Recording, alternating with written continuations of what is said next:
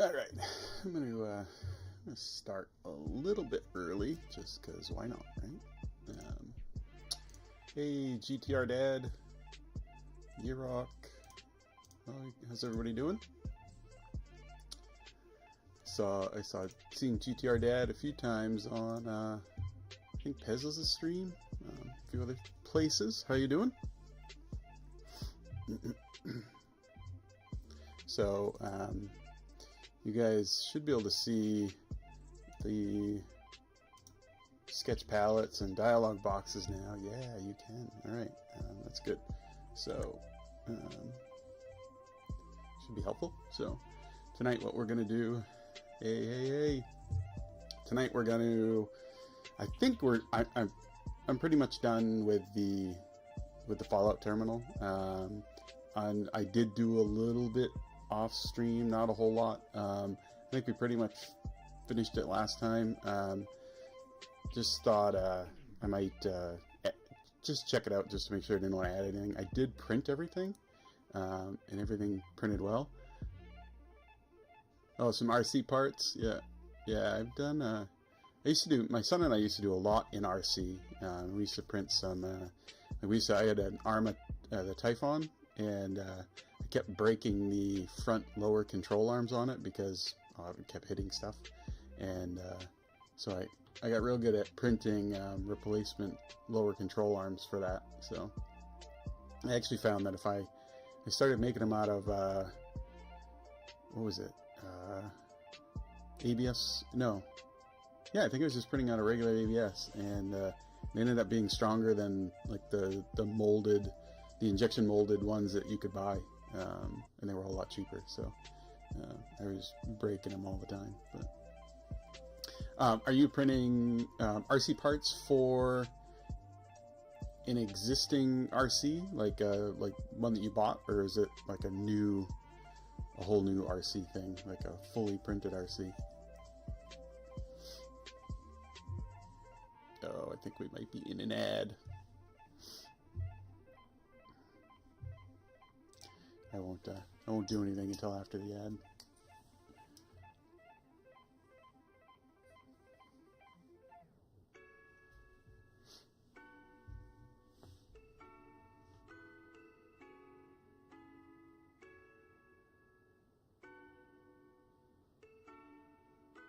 Oh, nice. That's cool.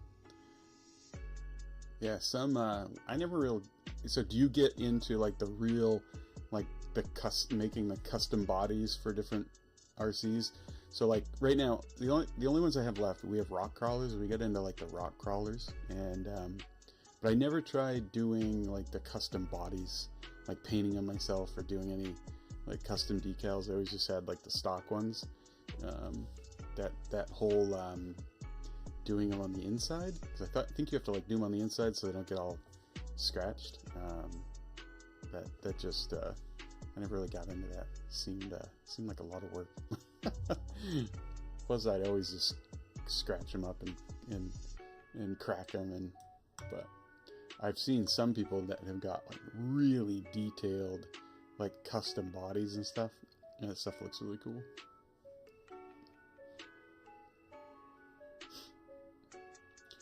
What's your yeah, it's just like anything else. I mean, I every hobby I've ever picked up, you learn. You're not very good at it at first, but hopefully over time you get better. What's your go-to like brand? We had some Armas, Traxxas. Obviously, we had a few different Traxxas, and then was it Horizon? No, Horizon makes somebody. I can't remember. We had a couple of rock crawlers that were from a company called Horizon. I think that might have been who makes Arma. I can't remember, but yeah, I had real good luck with the Arma ones, but then I had a Traxxas X Max, big thing, and that was fun. But I think the Arma Typhon was probably my favorite. Hey, Additive Adam, how you doing? Good to have you here. Happy Saturday, yes. Yeah, Saturdays are my favorite day. I love Saturdays. I like Friday nights too, but Saturdays, get up, have coffee, relax all day. It's usually my day to like relax. Sunday is like house stuff before you have to go back to Monday.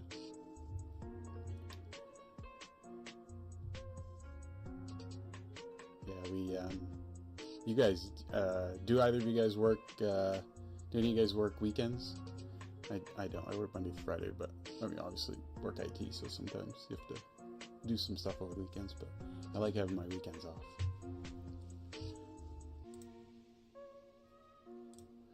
So we'll probably start, we'll start looking at the Fallout terminal, obviously.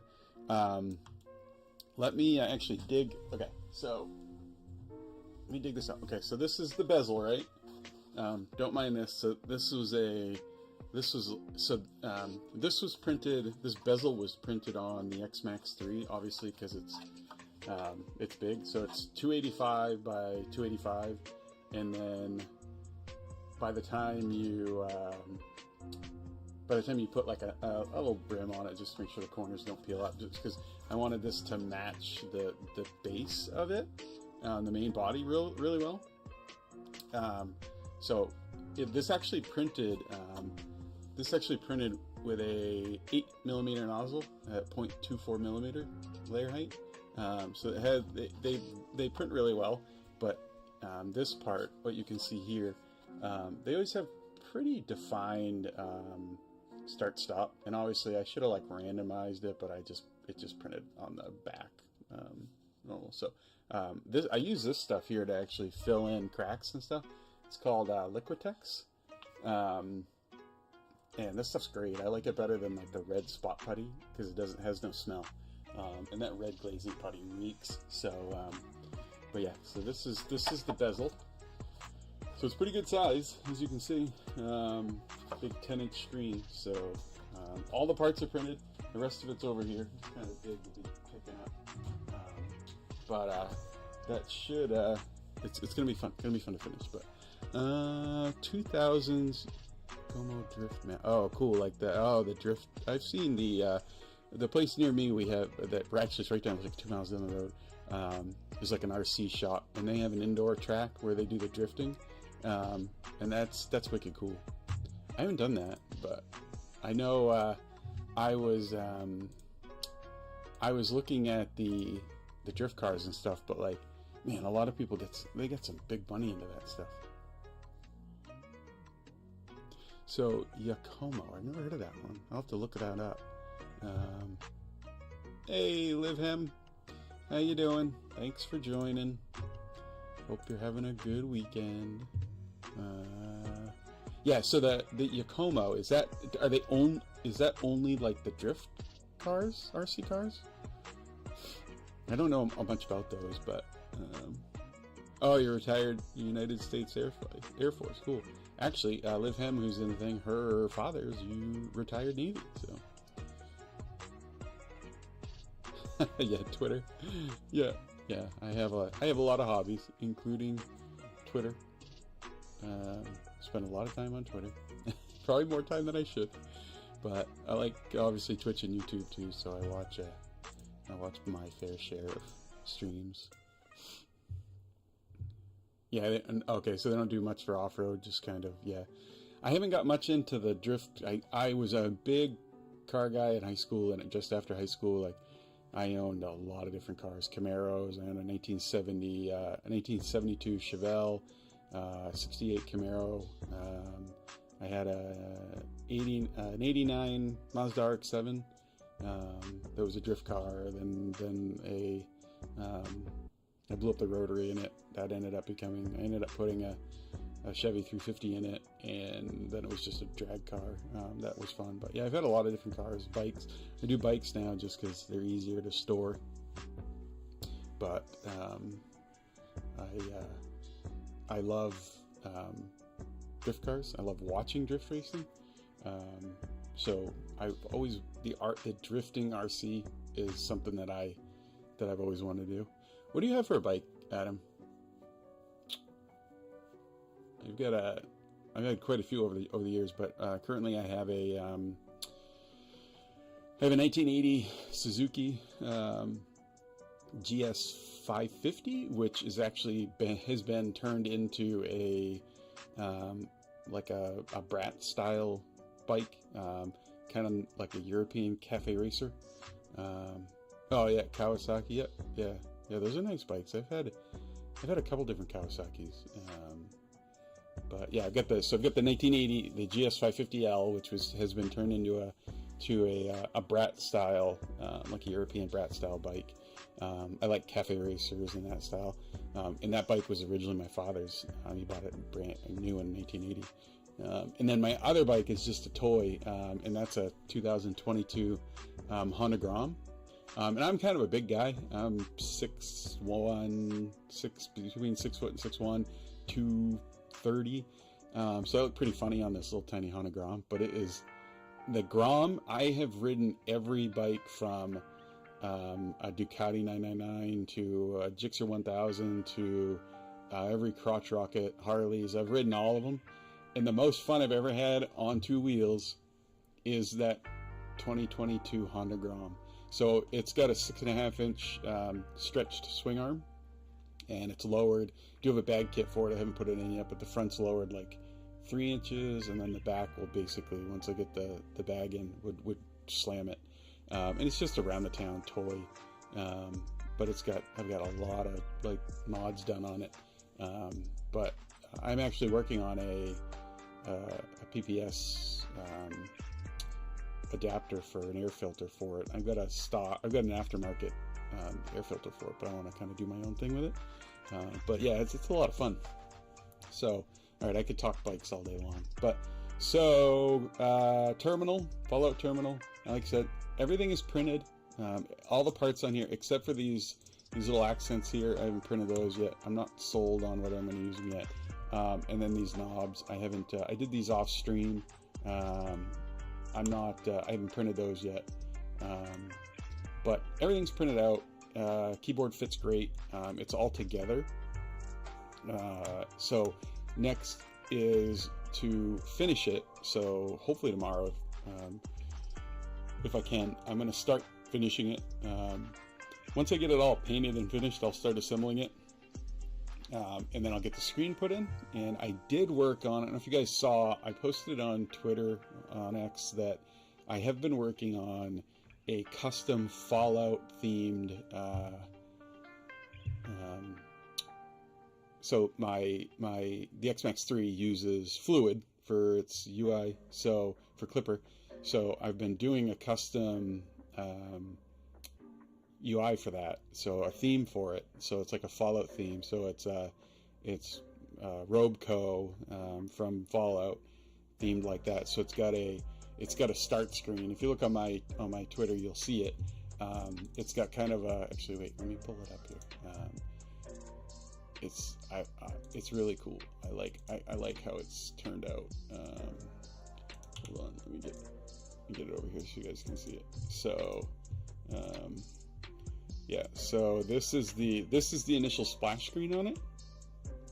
So it's 10 seconds, right? So like it's kind of loading up, so it'll go for 10 seconds before it loads the Fluid interface, and it's pretty cool. I've been pretty happy with it.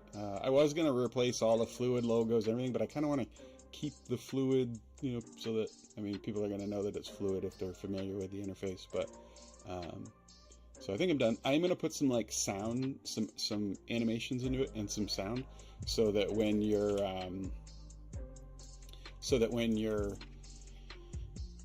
navigating through, it makes kind of some robotic movement type stuff, like you're in an interface in the game. So it's gonna be neat. I'm gonna do that. I'll add more to it, but so I think we're pretty much done. I mean, I don't know what you guys think. If you guys had any other ideas of whether or not you would like to see me to add something, I think it's pretty good. So the other thing that we're gonna do, that we're starting, is the Green Lantern's lantern. So this is like I'm not that familiar with the Green Lantern comic series. Obviously, I know who he is, but this is an image of what I think is the lantern that somebody did, some comic company or some company that had the licensing from the original comic. And I believe this is the movie wasn't very good, but I heard that they're coming out with a new movie or a TV show about it. Hopefully that'll be better. So I think this version of the lamp is from like the original comics, like back in I don't even know when Green Lantern came out, in the 70s, maybe 60s. I don't know. I think this is the lamp from that. So, and the reason why this came up was, if you guys saw the second episode of Unspooled, the podcast that Steve Layer by Layer and I do, our guest on there was Just G3D, who has a YouTube channel, who does props and cosplay costumes and all that stuff. He just recently did like the Doctor Doom mask, and it was awesome. So during the stream, he was talking about he's always wanted to have done the Green Lantern, but nobody did a file that he could print, and he doesn't like to model. So we were joking. I was like, "Oh, I can model that for you," and we never really thought about it. And then I was thinking about, when I was doing these streams, I was like, "Oh, I gotta come up with something fun to do every other week or every couple weeks, depending on how long." We've kind of finished this a little quicker than I originally thought. With all of your guys' input, you guys helped a lot. So I had to come up with this, and I was like, hey, why not just do the lantern? So I posted it and reached out to him. So I'm going to do the lantern, send him the files. He's going to build it on his YouTube channel and light it up and paint it and do all the things he does. So so I did start a little bit off stream, and mainly I did this because I was trying to think of how I was going to do. Let me get rid of this grid. So I was trying to figure out how I was going to best model this. There's a few different ways to get to model, to cut out shapes in a sphere. So you can like project shapes down and to a point, and then loft it to that point, and then cut them out that way. But the way that I did it was, I actually took, so you'll see a top and a bottom here, right? So actually, let me do the center. Let's do the section analysis. So this is hollow, obviously, because it needs to be hollow because there's going to be some, going to need to be a light in it, right? So there's going to have to be a light here with some lenses, and the top here is going to light up through the logo. It doesn't on this, but I kind of want it to, so I'm going to do that. So the inside had to be hollow for electronics and a light. So the way that I did this is I basically created 6 spheres, right? So I'll open another one here. So the easiest way that I found to do this was to come up and create a sphere, right? So it really doesn't matter what plane you put it on. So on the plane, select a plane, and then I just went 102 millimeters and 100 millimeters. It doesn't really matter. We can size it up from there. But basically, create that first original sphere, and then I would always name these, like if I wanted this to be the top, right? And then you can just copy and paste and name one the bottom, right? So bottom. Okay. Now we need a third one that's going to be the center. So if I create another one in the center, but I need this one to be a little bit smaller, right? Because it's going to be the center of this cutout part. So did I? Let me delete that because I didn't click the size. So I went, what was it, 98? So, and you can see, so if I hover over this, like, it's smaller. So I did 102 and then 98. So the idea behind this was like, okay, if I hide this, I can go ahead and sketch. So let's create an offset plane right to this. So I will come in here. Let's do an offset plane. But again, doesn't really matter. Let's not on that plane. This one here kind of does matter, just because it's easier. I like to set it here because I'm going to be kind of modeling on the front face of this, right? So now I want this plane to be touching the very front of this. So since the sphere was 102 millimeters, the easiest way to do that that offset plane is to 102, and then we're going to divide that by 2. So that gives us half of that sphere. So 102 divided by 2, and that's going to give us a plane to sketch on that is right at the face of that sphere, right? So then what I did is I came in, create a sketch. We want to be on that plane, and then I needed to get this shape here, right? So the easiest way to do this was I kind of made a sphere where I thought I kind of wanted the top of that to be.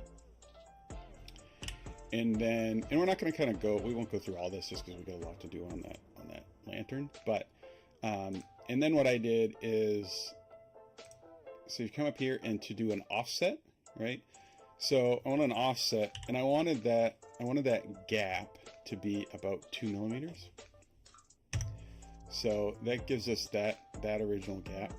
Now, the easiest way that I found is to actually wait to do that offset until after you do your arcs, right? So if I come down here and I go, okay, so I kind of want, and I'm going to exaggerate it out to the side. So I kind of want it to be something like that, right? Okay. So, and we're going to make sure we're going to have these tangents so that it's a nice smooth curve. But we're going to do that after. We have to wait till we kind of cut this bottom part of the circle out. So also what I usually like to do is, in order to keep everything uniform, I'll do a construction line down through the center. That way I can just mirror that, right? And I'm going to mirror that. So my object that I want to mirror is this arc. So I select that, and then my mirror line is going to be that. So it'll mirror it so that I know that I'm uniform on both sides, right? So now I would come in, kind of trim these. So this is kind of giving me my line. So the weird thing is, sometimes when you come in here and you try to do tangents, oh, okay. So it automatically made tangent both sides. So, and this is way faster than the first time I did this. I was kind of thinking through how I was going to do this and the easiest way to do this before. This has been significantly quicker this time around. So in order to cut this bottom out, what I did was I came in here and I just did, like I said, doesn't matter where you end it, just so that when I finish this sketch, I can come in here and cut this out, okay? But what I want to do is I'm going to have to cut that twice, or I'm going to need that sketch to cut it twice, because I need to cut the top sphere and I need to cut the bottom sphere differently so that I have that nice uniform cutout like this, right?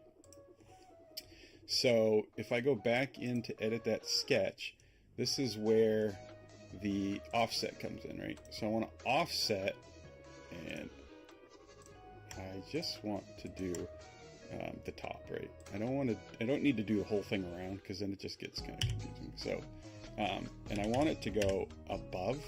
So -2 in this case, because I'm going above.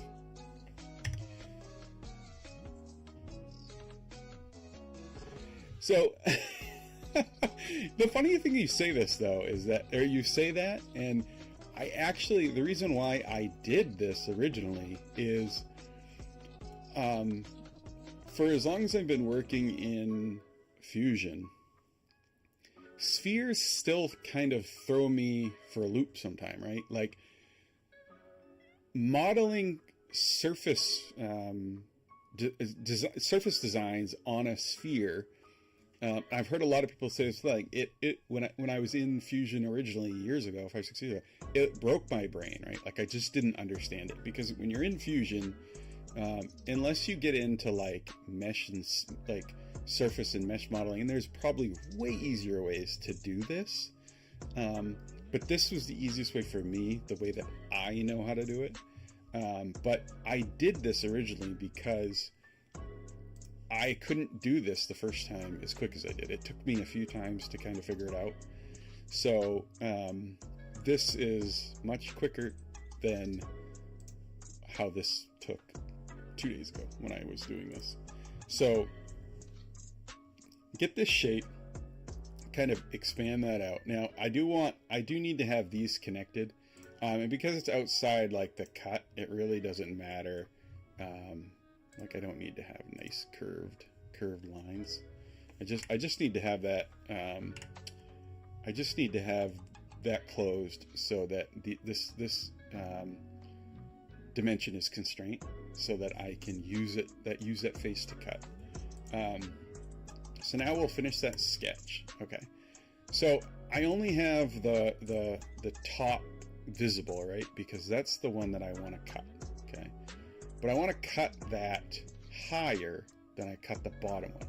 So this line, this dimension is going to be how I cut the top sphere to get this top line. This bottom dimension is how I'm going to cut the bottom sphere to get this bottom line, right? So that I have that nice cutout. So right now I'm going to use this sketch twice, but the first time I'm going to select everything, extrude, and I'm going to cut that out, right? So that gives me my top sphere, okay? So now if I bring back that's my bottom sphere, or excuse me, that's my middle. Let's name that middle. Actually, I called it center on the other one, so center. And I am going to move that up just so you know. So that's my center sphere and my bottom sphere, right? So I still need to cut the bottom. So I'm gonna show that sketch again. And now I want to cut the bottom so that I have this gap. I want it to cut it along this line. So this time, instead of selecting both dimensions, I'm only going to select the bottom, and I'm just going to do the same thing, extrude, which I use the shortcut E. You can go up, you know, if you don't know the shortcuts, if you come up to create, extrude, you can just click it. E is, and then everything that has a quick keyboard shortcut always has it designated here. So select the face, select E. Now it lets you drag this way, and that's when I'm creating a new body, or I can create a new component directly from this. If I go backwards through an object, it's cut. Now I can also join, I can intersect and create a new body, or I can create a new component. So the extrude function in Fusion is really powerful. It's way better than if you try to do something like what in CAD, which they refer to it as padding. But I find it easier in Fusion. So we want to cut in this case. So cut. Okay, I'm going to hide that sketch. So now if I bring back that top, what did I cut? Wait, did I cut? Did I cut the bottom? Top? What did I do? All right, okay, let's go back. I got the top, I got the bottom. Did I cut the... Oh, I did. Okay, so let's... Okay. I don't want to cut the bottom. That's right. Okay, so I did it wrong. So I don't want to cut the bottom. So the top is like that. Okay, so I want to use... I want to hide the center. I want to create a new top. I got this all messed up now. Copy. Okay. So this is going to be our top cut. Okay, top cut. Okay. So I'm going to hide the top.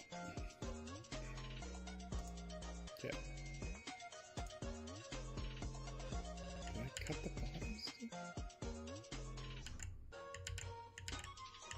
Alright, I gotta go back. I'm all messed up. Okay, so top is cut. Alright, let's hide the bottom. Let's hide the top. Hide the middle. Okay. Okay, we're good now. So I got a little ahead of myself. So I need to use, in order to cut the bottom, you actually know what we could do? I just actually figured something out. So in order to cut the top, I can, so before I created two of the tops, and I used the top to cut the bottom, but I just thought I actually can just use this sketch, right? So I can just come out like this. So now I can actually cut the bottom. So the top is cut like that, okay, which is what I wanted.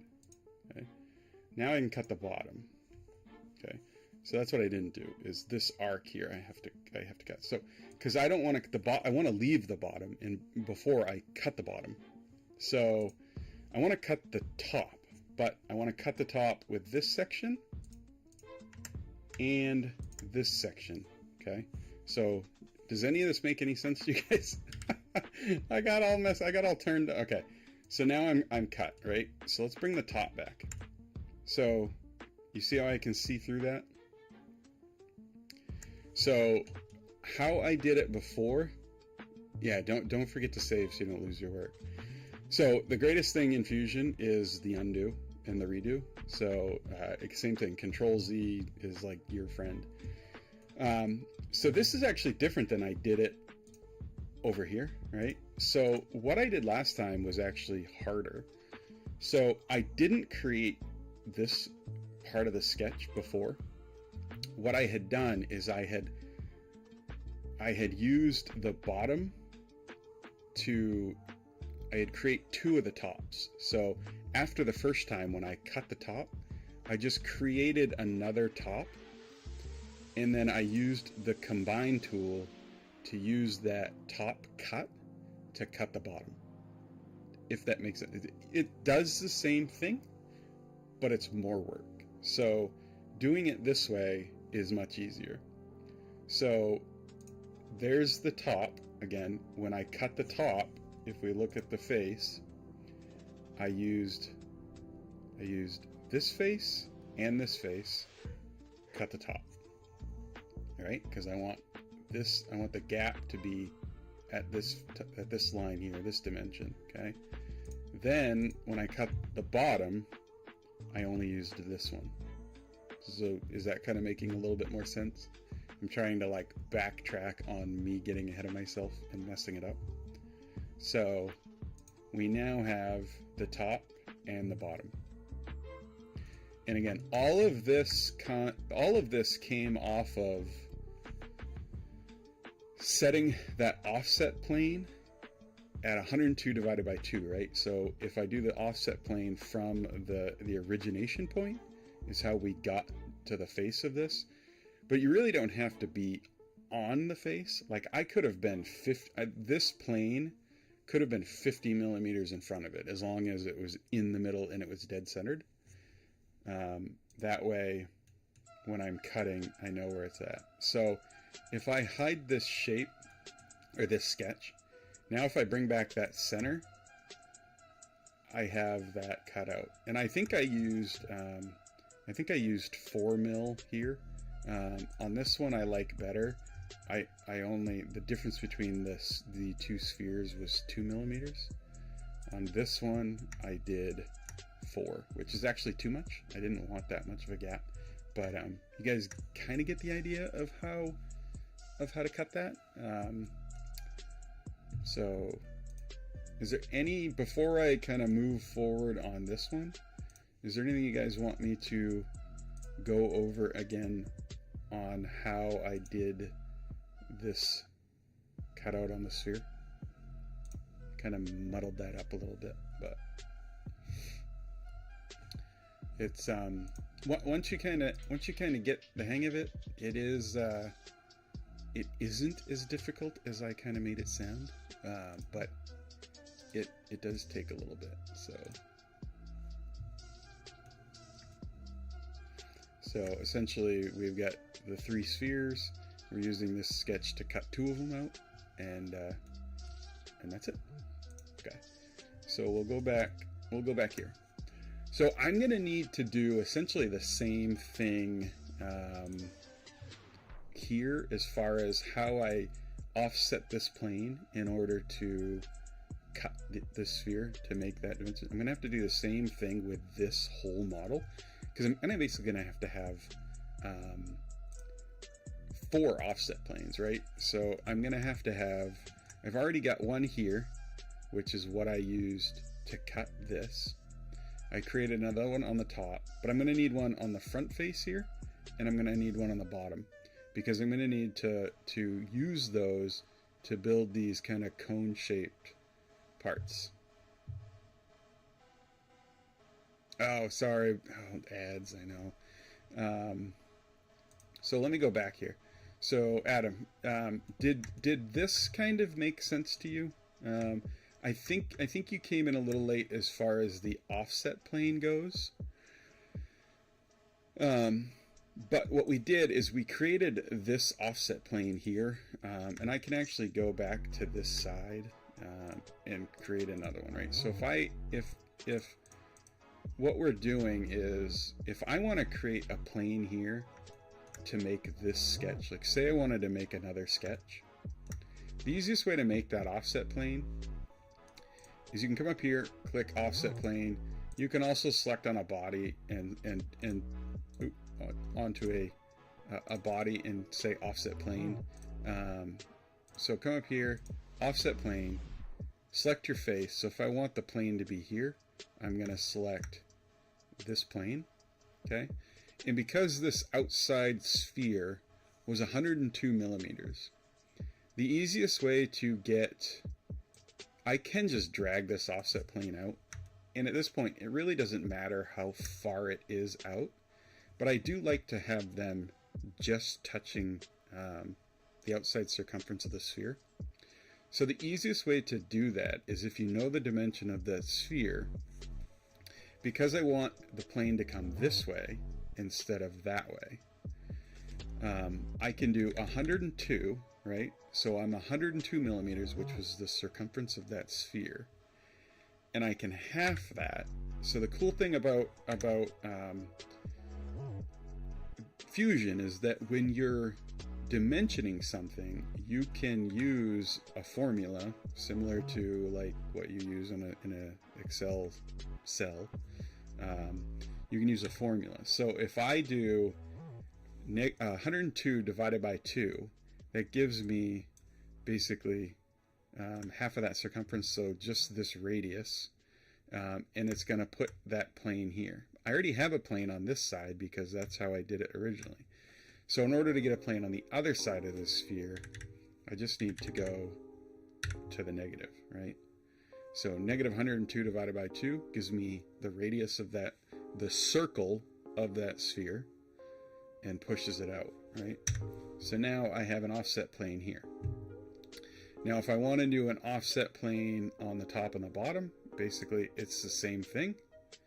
I just have to select the X plane and I can do 102 divided by 2 gives me a top plane, and I can do the same thing to get my bottom, but this time obviously I want to go negative, and I do negative 102 divided by 2. So now I have all of my offset planes that I'm going to need for it. Now I'm just going to have to go and redo that here, but yeah. So and you don't have to do it that way, right? Like, so there is a lot in Fusion that will make you lose your mind. So I don't have to do it that way, or like I can come in here and say, okay, I want a plane on this side. I don't have to do the negative 102 divided by 2, right? I know that half of 102 is 51, right? So I can just do negative 51. It's just another way of doing it so that if you know the dimensions, it's just kind of it assures that your plane is touching the face of that sphere. Because, like, say this sphere was again 101, and either way, I guess you can come in here and kind of see that it's touching. And like I said before, it doesn't really matter if this plane is set out 50 millimeters or 100 millimeters, whatever works for you. I just like to have them kind of touching the face of whatever part or sphere I'm working off of. So now I'm going to do the bottom one, right? So now I have offset planes on all of these 4 faces, right? So I'm actually going to need them on these 2 as well, because if you can see, we're gonna be modeling in these where the handle goes, which is on this side because it's in this part of that design. So I'm also going to have to model these cones on this side. So we're going to do 2 more offset planes, and 102 divided by 2, or 51. I'll do it either way. And this one's going to be negative 51. Right, now I have planes. And like that, you don't have to do these all at the same time. These are all your planes. And you can hide all these. You can hide anyone you don't want to see. I'm just going to leave them open for now.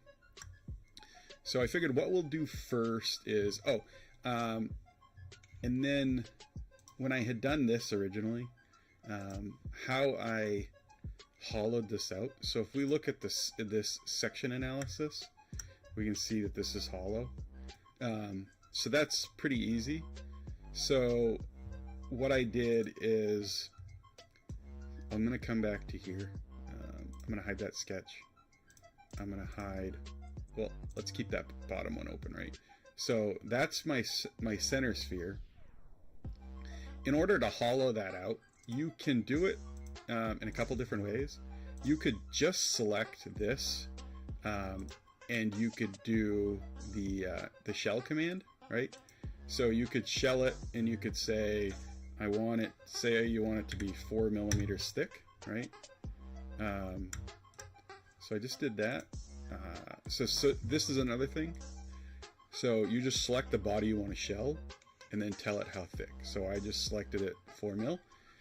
But now I want to know how, if I actually shelled it or not, because it doesn't show you.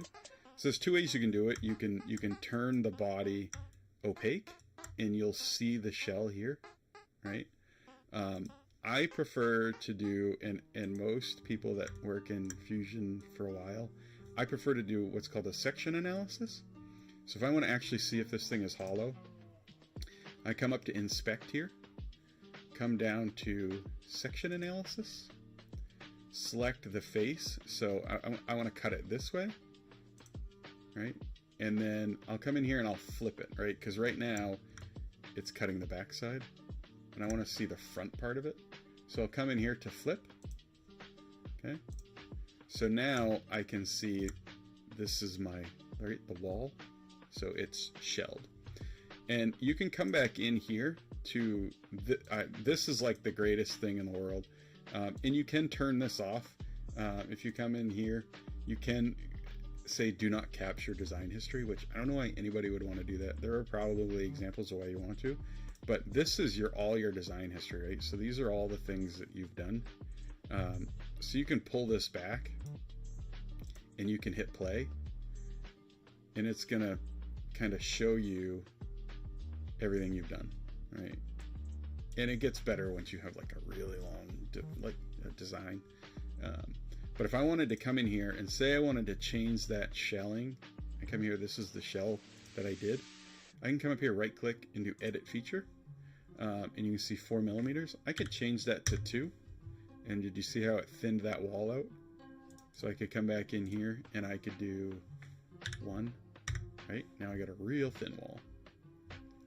The reason why I didn't do that like that here is because I have 2, let me turn that section analysis. I have, if I take this out, I have 2 halves, right? So those are harder.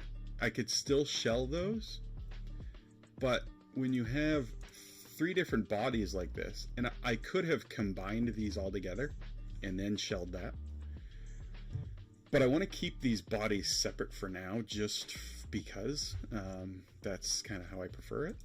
So instead of doing, I'm gonna undo. Okay, so I'm gonna undo back beyond that shell. So what I did is I created a sphere. This is basically we're creating a sacrificial sphere, right? Let's make it 96 millimeters, right? So I like to rename these like cut sphere, just so I can keep everything organized, right? So this is my cut sphere. So I'm gonna make these visible again, because what I want to do is, oh, actually, let me edit that feature. I want to go, let's do 94, because I think I made that center sphere 96. So now what I'm going to do is, like the shell command, I can use the combine command up in modify to combine bodies and cut, right? So I have 4 spheres now. I've got that center one.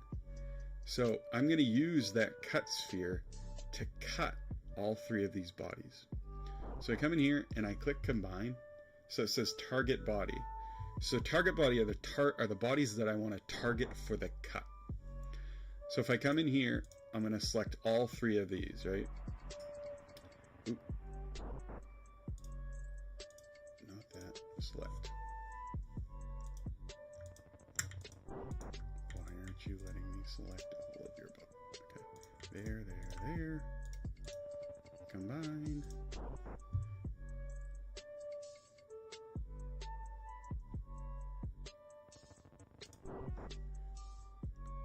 Oh, I had to do, okay, so I did have to combine all these in the original.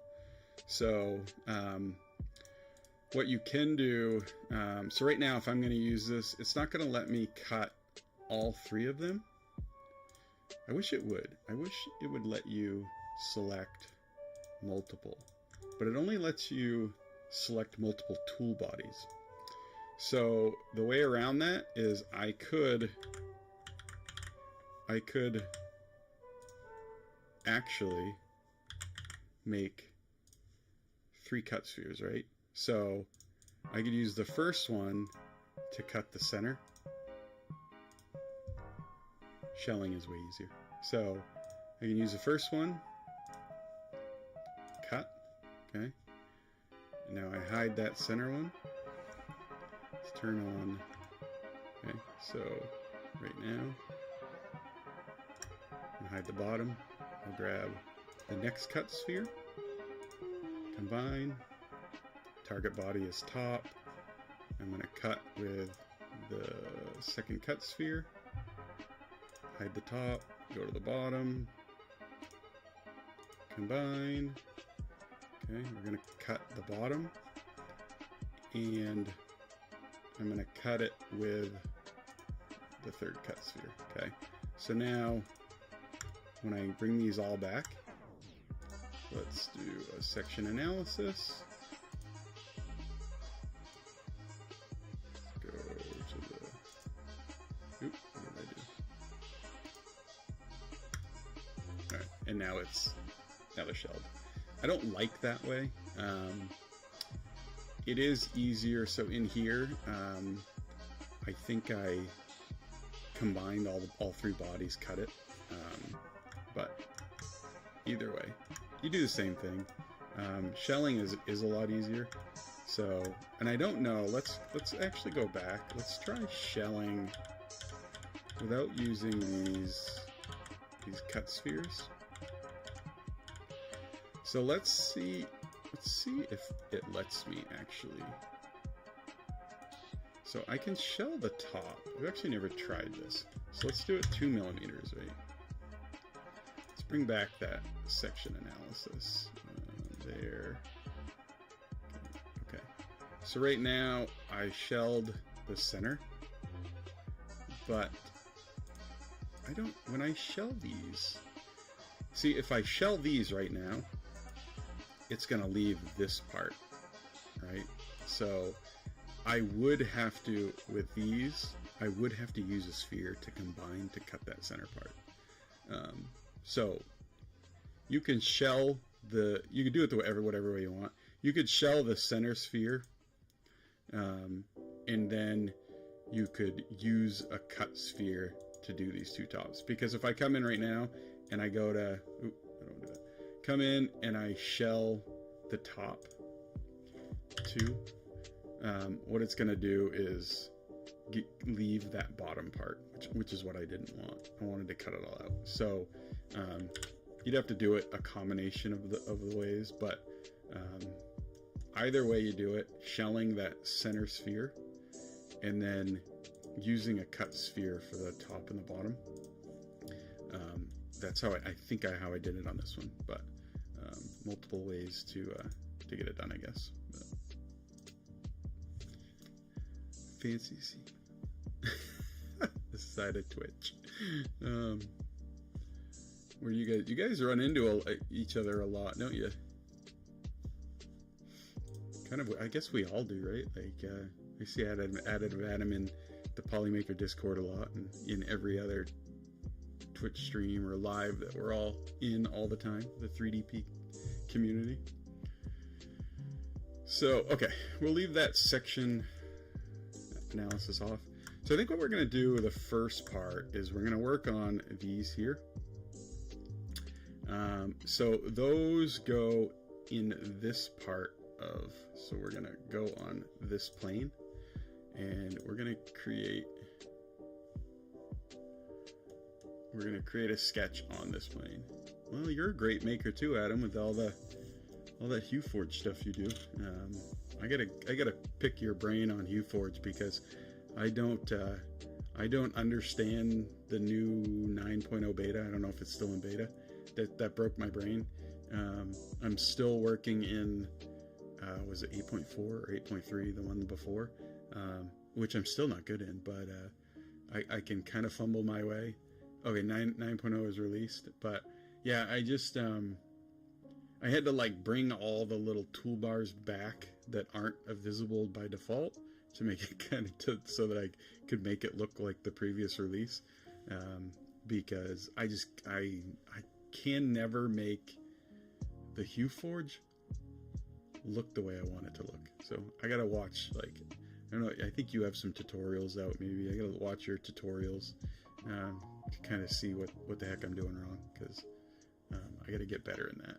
I should be using it more, but because it's a good tool. All right, so I'm gonna be creating those circles, right? So these here. So this, I'm just gonna have to kind of eyeball it, right? So we've got a little bit of a gap there. I think, let's see, is that about right? I guess we could dimension that. Come on, dimension. Alright, so if we go, let's go 24. Let's see, does that look about right? Yeah, let's do 24. I like to have even numbers. Yeah, I know I've talked to a few people that are having troubles with it, and I'm sure it's probably just us, because obviously it's probably 9 is probably significantly better than the previous one, or else they wouldn't have released it. But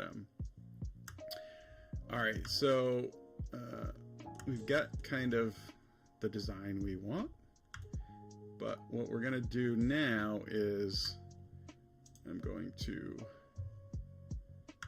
extrude these back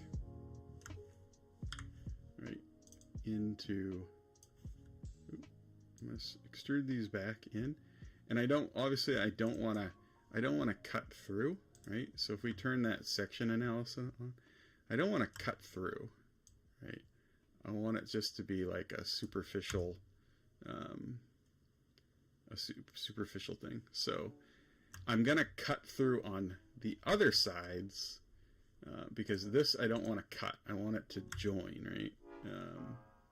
Because I'm trying to create like that button, right? Like, or this little piece that this handle will slot into. With you know, we'll have a hole going through that the handle slots into. So I don't want to cut, and I don't want to bring this out. So right now 2 millimeters seems to be good. If I go too far, I start to get inside that cutout sphere. So if I go 2, and say I go 2.5, right, just to get it in there a little bit, making sure I don't have any gaps up here at the top. So that seems to be good, right? So we'll go like that. So 2.5. Okay. Turn that section analysis off. I'm gonna view that sketch again, because all right, if we look at that, it seems to come out quite a bit. So let's bring it out a little more. Let's go out another. Oh, so we're gonna go negative, right? Because we want it to come out, not in. So let's go out 1 more millimeter, okay? And with this, with the center part, we're gonna come out. Let's come out 3 mil, right? So that's gonna give us kind of what looks like here. And we're obviously gonna be filleting these because these do look like they're not like a sharp, they look kind of rounded over. So let's hide that sketch. So if we come in here, let's grab these edges and we're gonna fill it. And I don't think we have to do much. So that's a 1 millimeter fillet. Is that kind of, how does that look? Yeah, I think anything like that, especially with software design and releases, like you're gonna have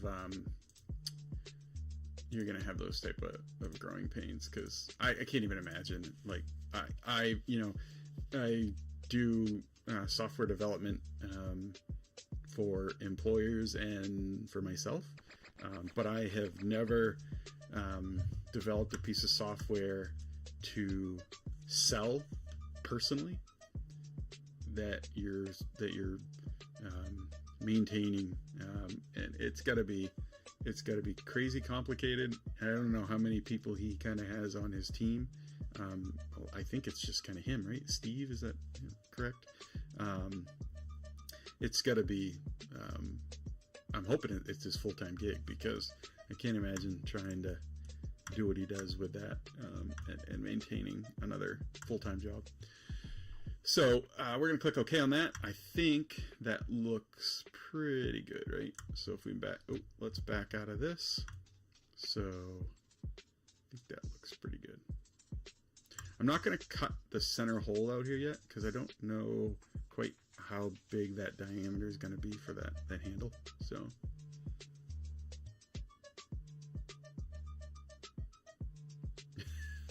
Mochi Jobs, yeah, no. no. I will, no, I will stick to keeping my my software development personally in-house myself. Yeah, no, or as an employer, so that I don't have to. I'm not personally responsible for it. Yeah, it's now Steve's full to good. Yeah, it's got to be, because I can imagine it's a full-time thing, because he seems like he's putting out stuff all the time. So let's go back. I want to view that sketch. I want to edit that sketch one more time, just because I gotta remember. So we did 24 and 16. Okay, so 24 and 16. So let's go back to the site here, because we gotta replicate that sketch here. One cool thing we could do is we could just come in here and project those onto here. Right? So instead of having to replicate it, like say, I mean, you created it, so you probably wouldn't forget the diameter, even though I had to look at the sketch. So we can just project what we did here over onto this sketch. Now we know that we want to go back. We're going to extrude, and we want to extrude back into the body, and we don't want to cut, so we want to come over and switch it to join. Okay, so that's going to give us our initial. Now I have to view that sketch again.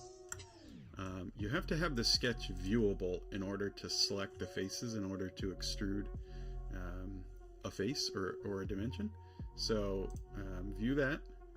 Okay, and we knew we extruded that out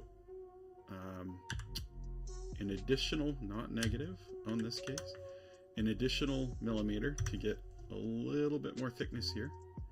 And then that center one, we extruded 3 millimeters to make up for that 1 millimeter we just extruded, and then have that protrude about 2 millimeters, right?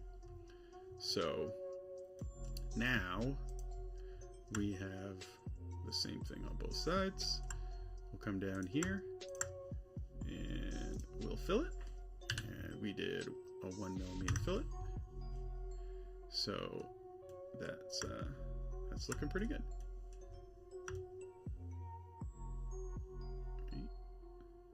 That might be a little bit smaller, but I kind of like how that is. I want this to be nice and robust, because depending on, I'm not quite sure if I'm gonna model this, right? I'm gonna model this handle in, but I'm not sold that this looks to be like a 5 millimeter diameter handle. I'm not sold that I could model that. I know I can model that. I'm not sold that I can print that round and it be sturdy enough to hold this whole thing. This is all going to be hollow and shelled, so printed wise material, it's not going to be super heavy, but it is going to have a light in there and some electronics. So I don't know if a 5 millimeter, even if you print it solid, if it would be strong enough, or if this handle would kind of sag as you were carrying it around. So this here may have to end up being like a bent piece of like metal rod or something that I make. I don't know, or that I make, or that just G makes. I don't know, but I'll do it 3D printed and we'll test it. But so okay, so we have the handle mount points, I guess you would call nodules, mount points. Get those done.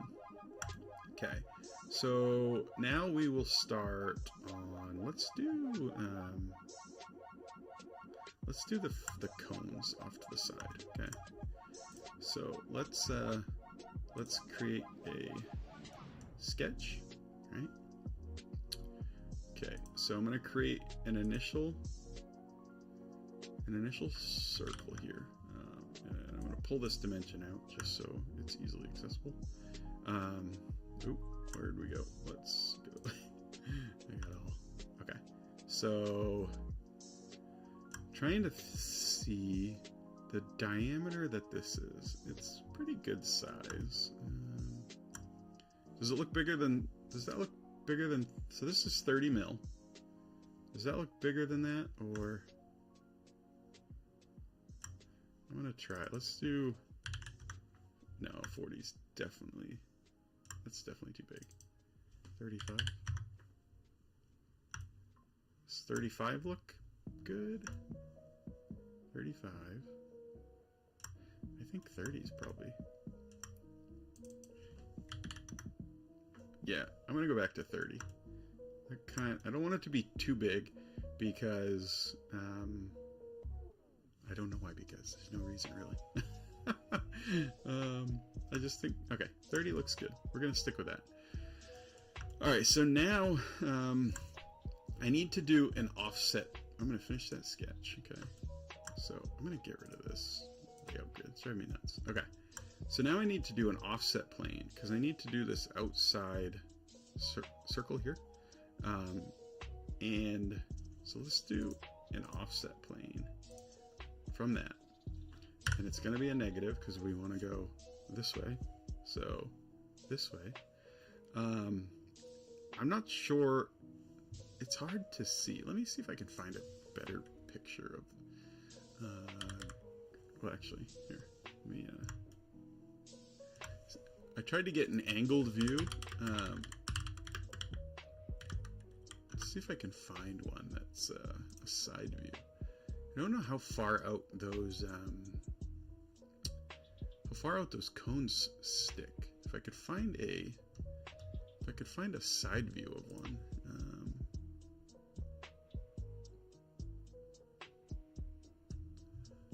Let's see. Let's try that. Come on, side view. All the ones I see are like face on to the light. Or I'd like to actually see one like in the box before someone took it out of the box. I think DC Comics makes that lamp, at least from what I've seen. Come on. Just give me one photo of it.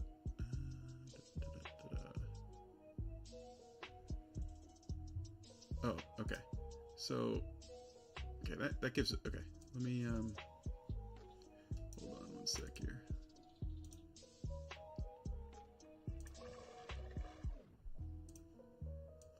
All right, let me, so right there, that's probably 60 mil. So let's go with 60 for, okay. So let's offset this. Oh wait, no, that's way too far. That's way too far. 40?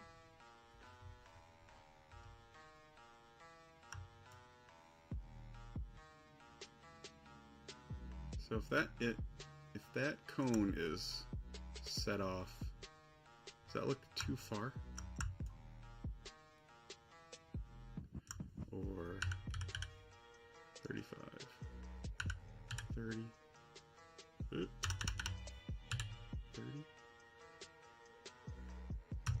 All right. I mean, I'm gonna do 30 because I can always extend it out a little. But all right. All right, and the outside of that, let's see. The outside of this isn't quite as big as the sphere itself, and the outside of our sphere was 102 millimeters. So if we do, let's see, if we do, let's see, 70. I just like to drag those out a little bit, just so 70. All right. Is that too big?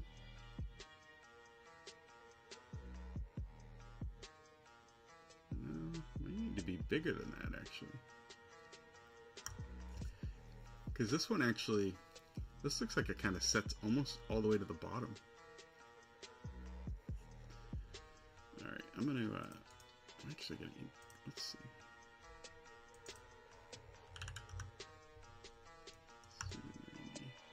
Because this is going to be the outside, obviously, because the inside is going to be shelled.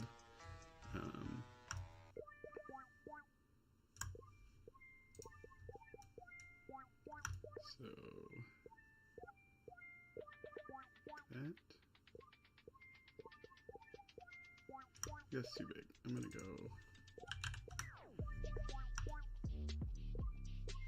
go 80.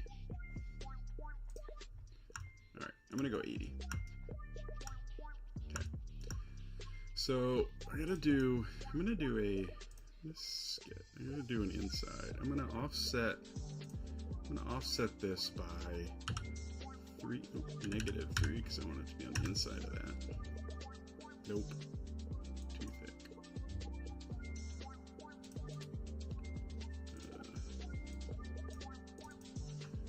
Do it 2. Okay. And then I'll offset. I should have just done these when I was originally doing. So I'm gonna do the offset like that. Okay. So now we're going to use this to cut that out, because I do want to cut all the way through that, right? Because I need that light to come out through. So do that.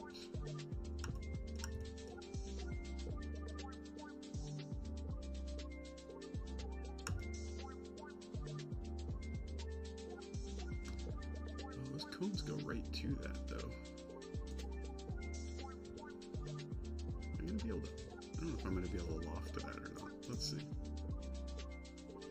I don't think I can loft. I gotta create a,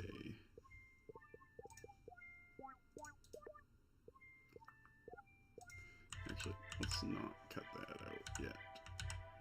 Let's not cut that out. Let's cut the middle out. Just trying to see how I want to do this, because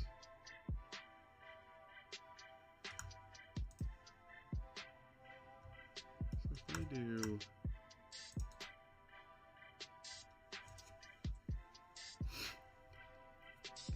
do it that way, can I loft?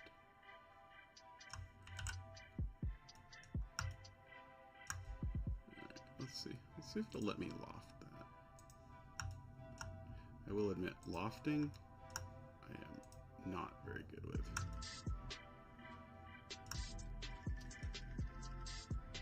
So we'll do a new body, yeah. Alright, so it let us loft that. Lofting I still haven't got down. Like I do it and I manage, but I fumbled my way through it. Lofting is weird to me. Okay. Let's see. Okay. Just checking something. Okay. So let's shell that. 2. 3.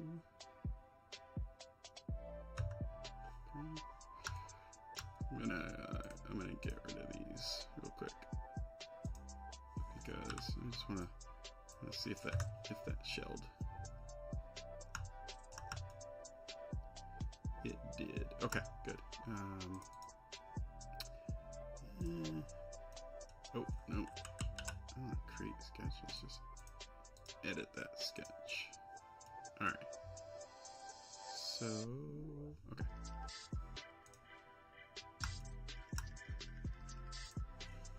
Just going to go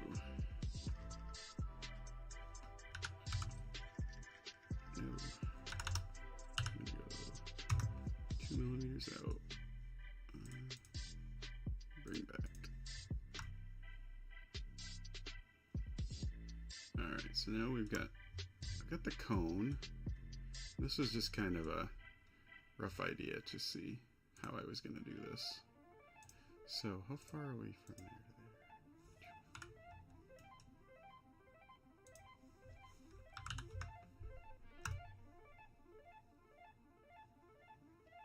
All right. Oh, so the reason why I did that is when I cut in, right? So this is kind of like a, oh, you guys can't see that. So this is kind of a flat surface all the way around here. So I wanted to cut into it, and then I want to extrude that back out, and that's going to give me this flat face, but then also kind of a flat face here. Now I could come in and probably it might let me, yeah, there we go. So now I have that nice flat face. I want to keep this lip here because I am gonna have to set this back in, because I haven't decided yet whether I want, I think I want to have this, the cones, so they're gonna print on this face here, but I think I want to have the cones thread in.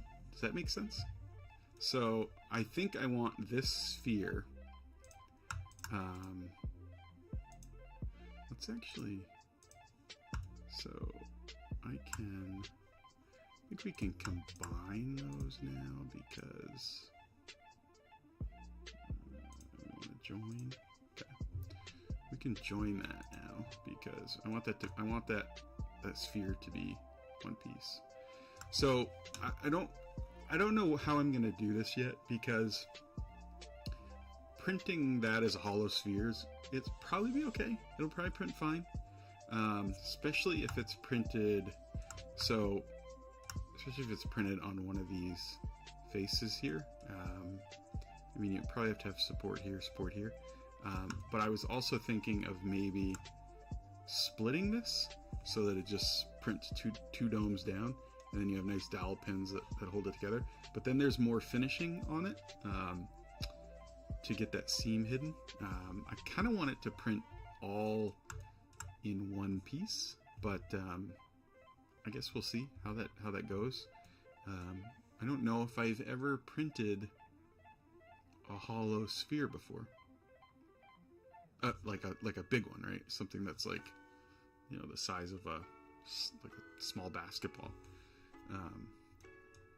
We'll see. We'll see how it prints. I mean, obviously, before I ever send this to Just G, for him to print and finish on his stream, I will have to make sure that I always test print everything. So if you model, always test print. Never put your models out there if you haven't printed them. There's nothing more embarrassing as a designer, as a modeler, to like print something up, to design something specifically for 3D printing, put it out there, and then it just doesn't print well. So always that. But I think threading this would be the best, right? So this is going to be a thin, let's look at that section analysis again. Actually, let's create another section analysis because I'm going to create one on this side. All right. So this isn't the thickest, right? So let's, what are we, from here to here? So only 3.15 millimeters. So my thought was to have this come out in thread, so you print the cones and then the cones just thread in. Or the option is to have a little bit of a flange, so something like you know, 3 mil. No, I don't want to jump. So have like a 4 mil flange come out, or actually probably only a 2 mil flange. No, we can make it 4. So a 4 mil flange that comes out of the cone that then glues in. So what would you guys do? Would you guys glue the cones in? Just make a flange that glues in, or would you thread them? Now threading is a little bit more complicated to model. It's not bad. Threads in Fusion are pretty good. And as long as you offset the faces of your threads after you create them, then you can get the clearance in the threads needed in order to print them and then have them thread together. So designing and printing the threads aren't an issue. Now being this thin, I may have to come in here and have a little bit of meat on the inside to have like 6 mil here to thread, but Yeah, threading would definitely be cooler than gluing. Could also do two different versions of it, a glue and a thread. I don't know why, but I guess just for my own, I did a glue and a thread version. I don't know, but yeah, I think we'll probably do the threads. Okay, so let me get rid of that section analysis, come back around here. All right, so we've got the one. Does the cone look okay though? Does the cone look sized right? I mean, I can size it up, it's no big deal, but does the cone look too small in relation to this sphere? It's hard to tell.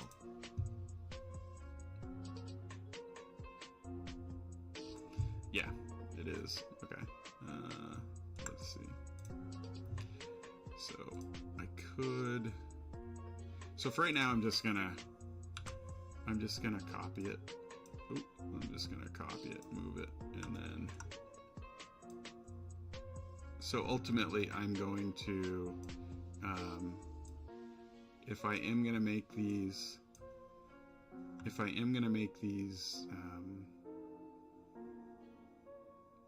Threaded, I'm going to turn them into components, but let me see if I can.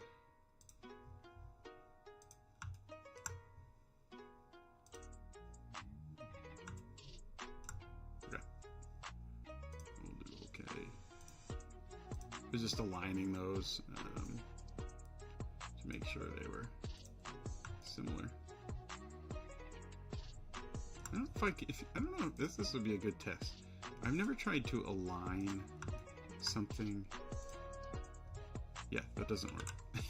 You cannot align the face of a circle to a sphere. It just kind of, I think you just kind of threw it inside. But then again, it really doesn't matter. So just want to kind of get these close.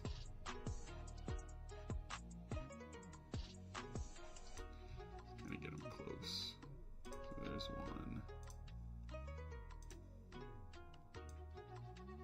I don't want to scale it. No. Oh. Redo. I want to move. Why do I keep grabbing scaling? Stop scaling. Am I grabbing the wrong? Okay. Body. Move. Stop trying to scale it. Alright, let's just go 2 mil. Let's go 3. Just to get it kind of close. Those. Definitely further. Yeah, so they're not lined up right, but I'll fix that at some point. Do they look sized okay? I think they're too small. Yeah, I did learn. So I did. I've never actually tried to align to a sphere. There's probably a way to do it. I'd have to play around with it, but to align to a face sphere. Now, if you have an offset plane, you could just align it to that plane, which actually I could have aligned it to that plane. So I don't know why I didn't. But do they look too small? The cones. So again, let's bring this back. That one. It's weird though, because in some of them they look. Okay. Do they look?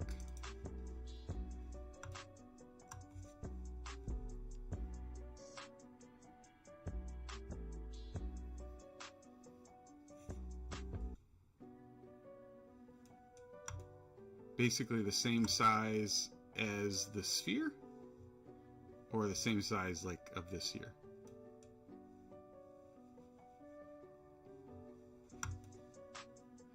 I feel like they should be bigger.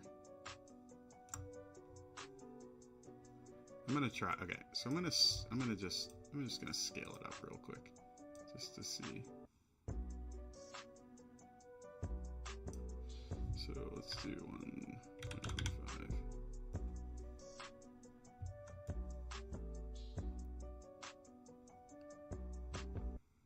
Alright, I feel like that's too big.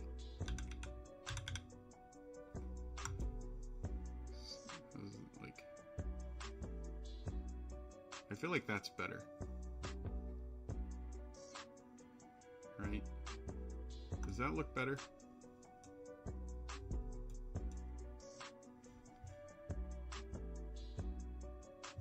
I feel like that is okay. So I feel like that looks better.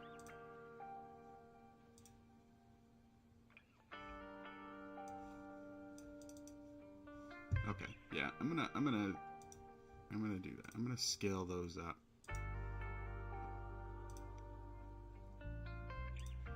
What did I do? 1.5. Yeah, I think that looks better. Okay, so all right, we're good there. Holy crap, we've already been in here like an hour and a half. I think I started early, but... Okay, so I think that looks good. I think we'll leave it at that. And I think what I'll end up doing, I want these to print flat, but I may end up like rounding, not quite that much, but just like a little bit of that over. So it's not like a real sharp point, because if I leave it like that, that's going to be a real sharp edge, which I can't tell from the images. It's not rounded, but it's not sharp either. But from experience of printing, I have printed cones like that, flat down, and if you do that flat on the bed, that edge is quite sharp. Especially if you print out of like PETG, it can be quite abrasive, quite sharp. So I will probably round those over, but I'm not worried about that now. I tend to fillet and chamfer at the end. Other than like these I knew I was gonna do, but I tend to fillet and chamfer at the end for cleaning things up or design wise, because there's still like this here, right? I'm still not quite sold on whether I leave these like that or if I put like a little bit of a fillet or a chamfer. I can't really tell. This kind of looks rounded over a little bit, but I couldn't tell if these edges are rounded, but I still may, just because filleting these around a little bit, even like as much as I did there, that was only 0.5 mil, so half a mil. That's gonna make that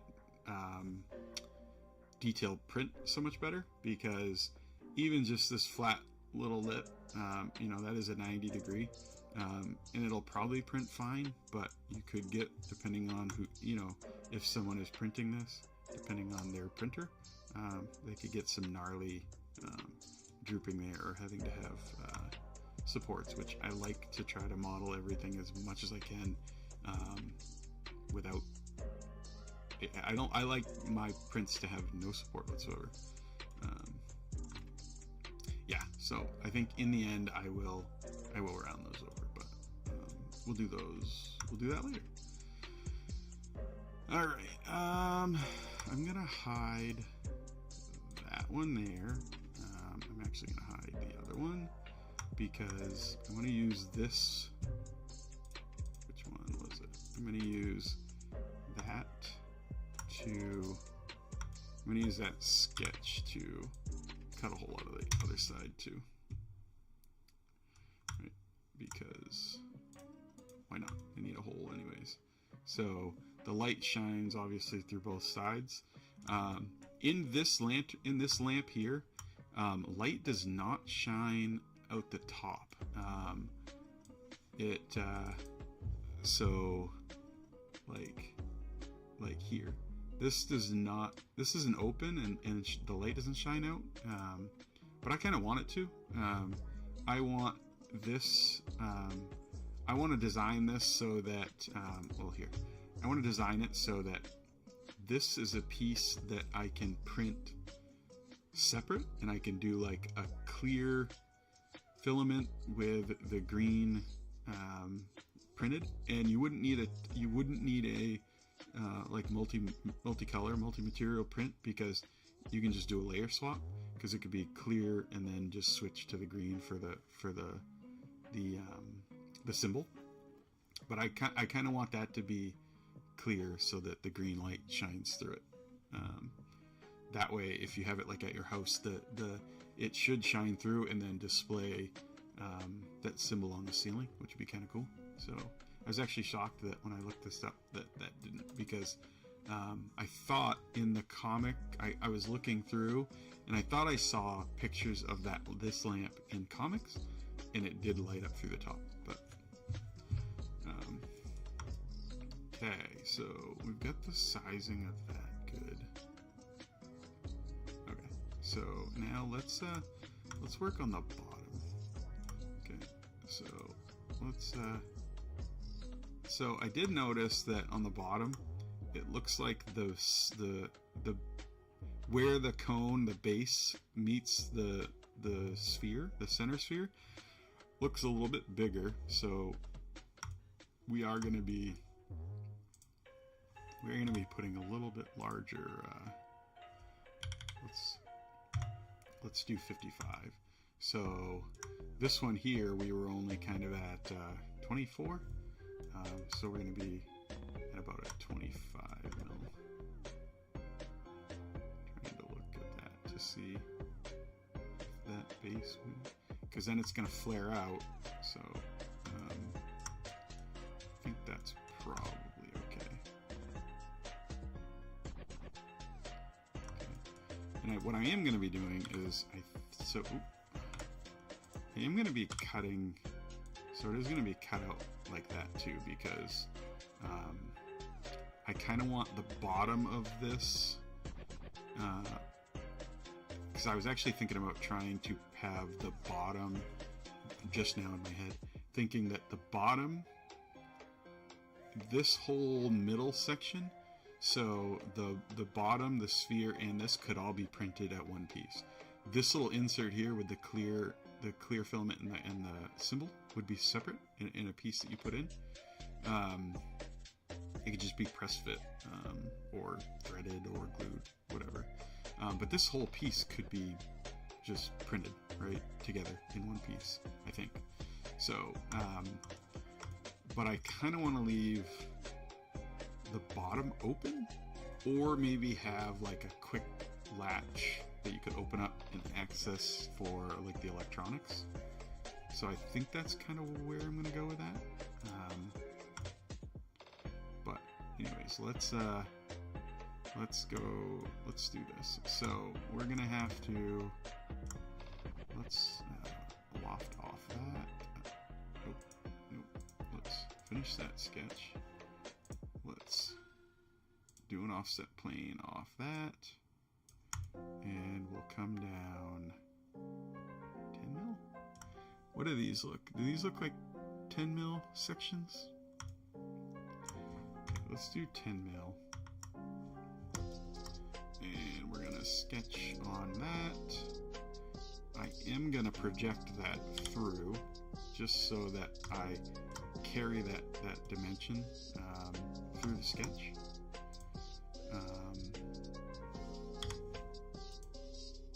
But we set off. Well, let's see.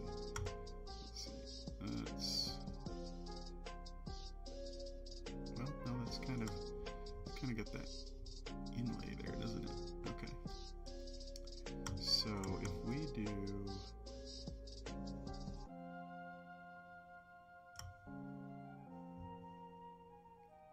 Let's finish that sketch. I'm going to cut that out just for... Alright, let's cut that out. Now does that taper? does taper? Okay, so let's edit that sketch. So I'm gonna create, we went 20, we went 55, so I'm gonna do like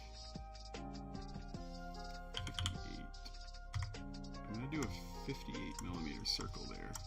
We're gonna finish that sketch because I kind of want to. Can I loft? Again, playing with lofting because so I can't loft to. Okay, let's create.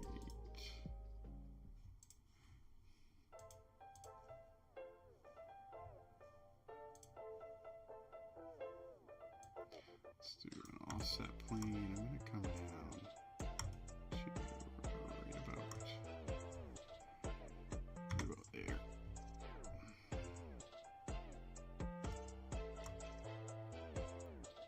Actually, let's change that. I'm going to do an offset plane from there.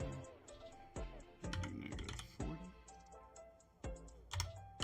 42.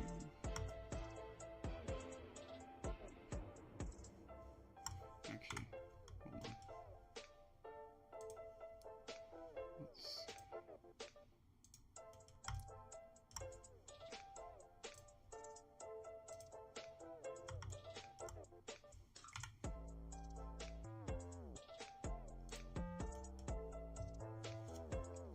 Yeah, I was never a Green Lantern fan.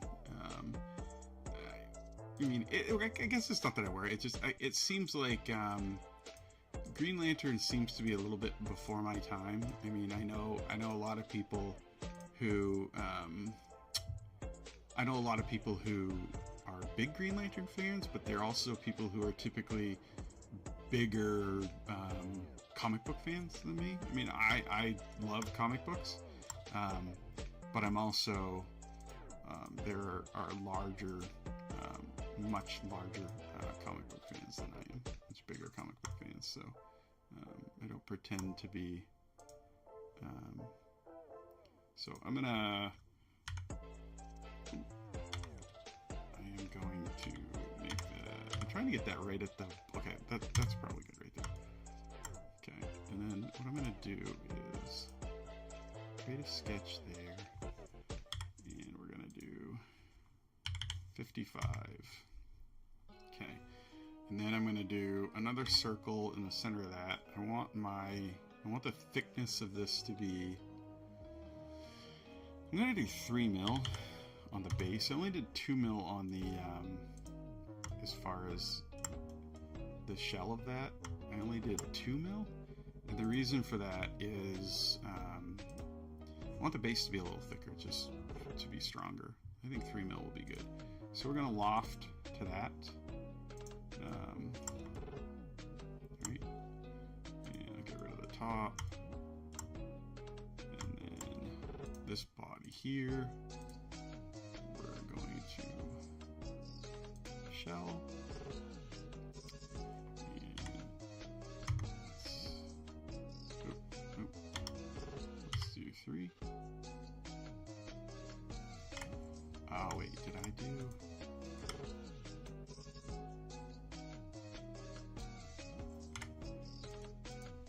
Get rid of that. No, why can't I shell that? Shell. Okay, that's what I wanted to do. I wanted to shell that. We'll do 3 mil. And I'm gonna go and extrude that out. 3 mil. Let me get rid of that. Let me get rid of those sketches.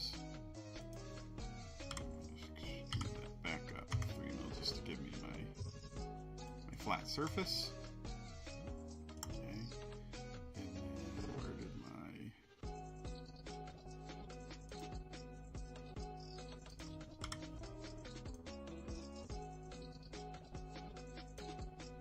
cut that out.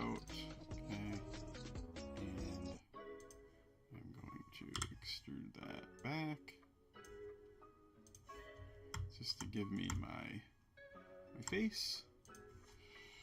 And then, oh no, delete those faces. Okay, so that gives me my first little cone there, right? So eventually this will all be married together, but it gives me my first little section there. So lofting and like if I move that back down, like lofting and shelling is pretty cool. So it's just an easy way to get a shape like this. You could also, in order to get this shape, you could draw, like if I sectioned this out, like actually, so if I drew this shape here, I could then revolve that around and get this same shape. And to be honest, that probably would have been easier. But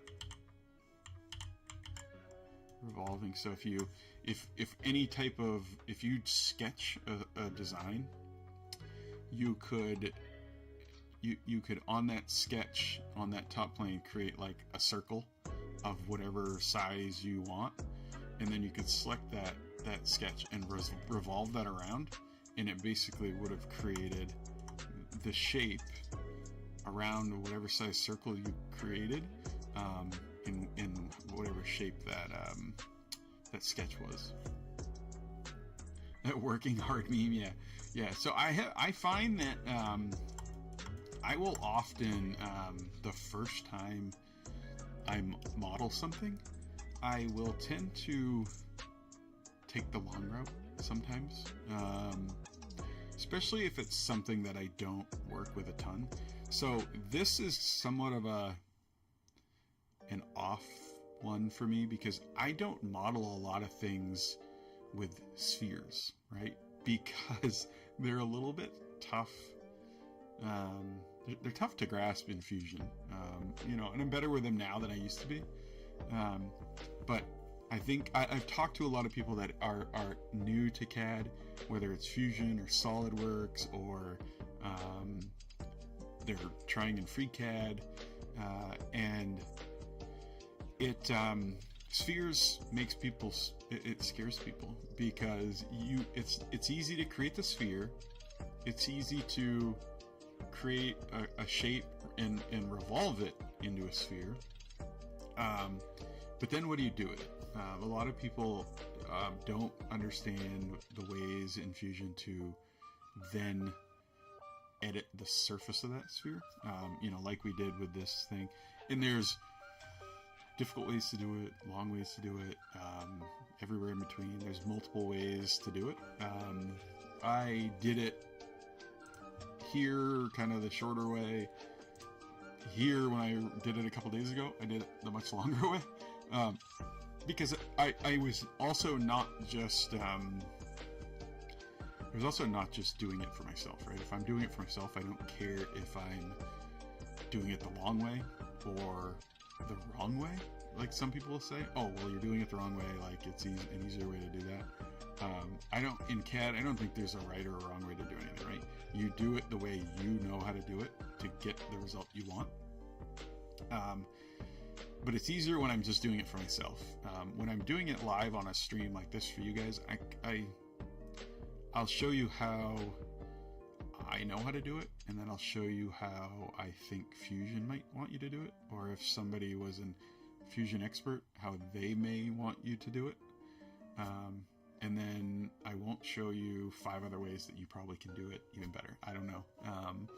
It's just, ultimately, when it comes to CAD, you just got to get in it and do it and figure a way to do it, and figure a way that works for you. That's how I have, that's how I've kind of come to think of it. So, all right. So what we could do now is I could just copy this, right? I could copy that, and I don't want to do that. I could copy that, and then why do I always not grab the scale one, right? I could copy this and just scale it, and it's, why isn't it doing it?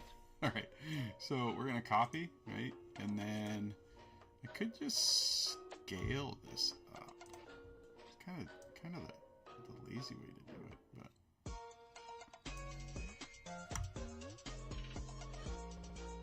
just scale it like that. Definitely not the right way to do it, but I could just scale it, and then I don't know how I can align that. I'm not gonna do that. Not gonna do it. So what I'm gonna do now is I'm gonna create a sketch, and I am going to project this to that sketch. Right. I want to project that. Apparently, I'm not going to be able. Oh. Actually, wait. Let's do this. I know that that's 58, right? So, okay, I'm gonna do 55, right? Because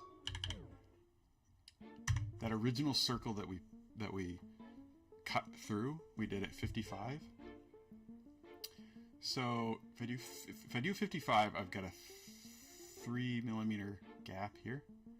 No, I actually want to do. I don't want that much of a gap. I'm gonna edit sketch. So pull that out. I'm gonna do 57 because I only. Oh wait, was that? No, I want 56. Math, Corey, math.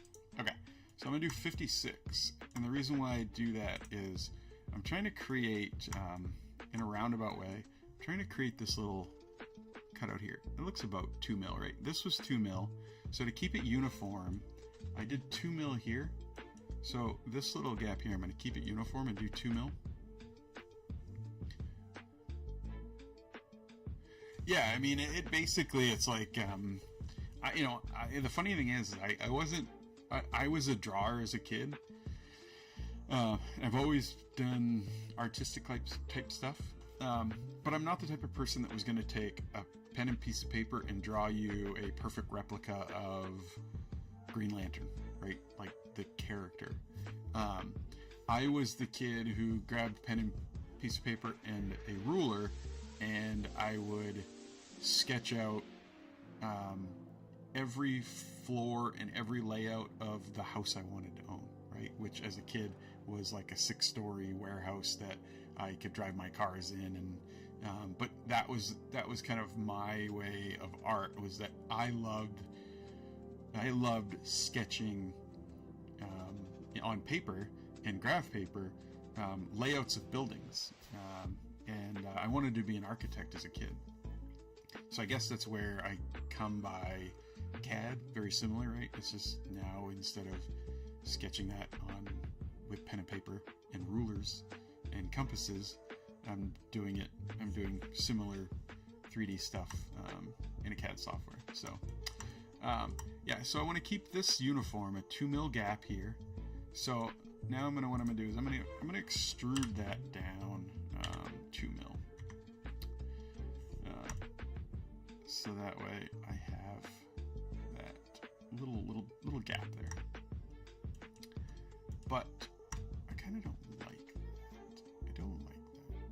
I don't like it because it's not angled right. I'm gonna get rid of that.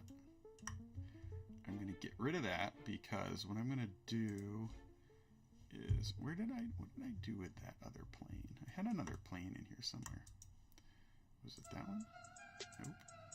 That one? Yeah. I'm gonna get rid of that. I don't need that plane. Delete. Okay.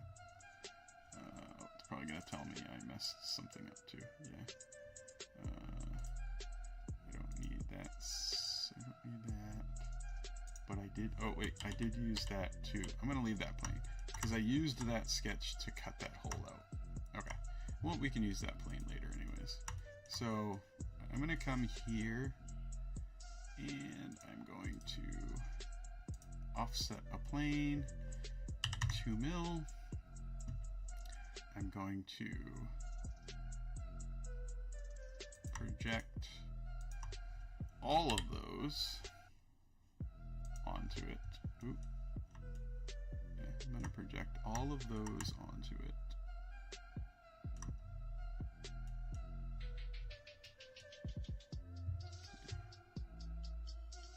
Wait. Yeah,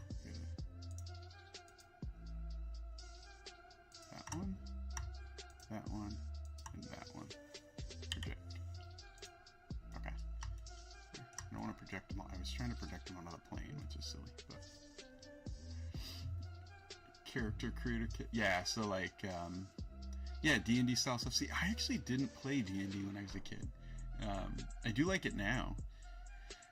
I played like Magic and card game stuff when I was younger, probably like 14 to 12 to 16 type of thing. And now my son and I, we play, and we don't play as much as we want to, but we play 40K Kill Team, and I like painting the figurines. Obviously, I do not like resin printing, I will admit. I'm an FDM guy, so I do own resin printers, and I'll dig them out every once in a while. But I got a friend of mine who is real big into 40K and real big into resin printing, so he'll print a lot of our characters. So, all right. So I wanted to create that sketch, because what I want to do now is I want to loft this. I want to loft this to that, right? So, and we're gonna join. Okay, I'm gonna bring back that sketch because I do want to cut that out. Okay, I do want to cut that. Oop, let me get rid of that.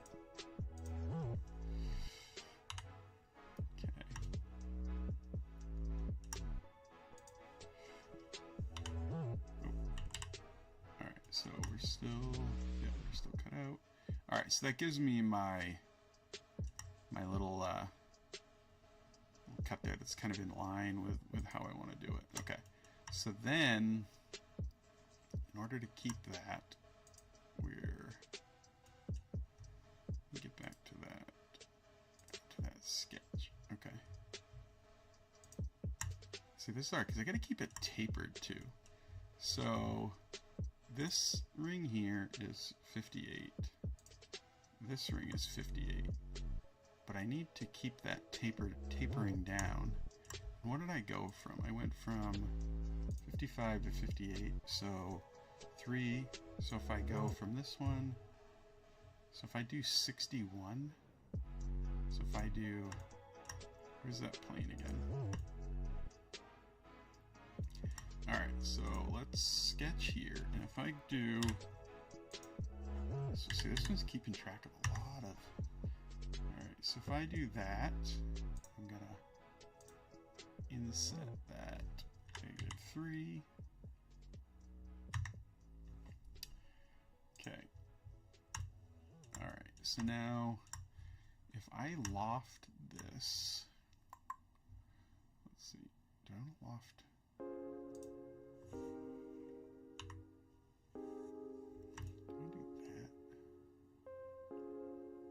Because that's not going to give me my... Okay, so let's try lofting that. Loft to that. Alright, and then bring that sketch back.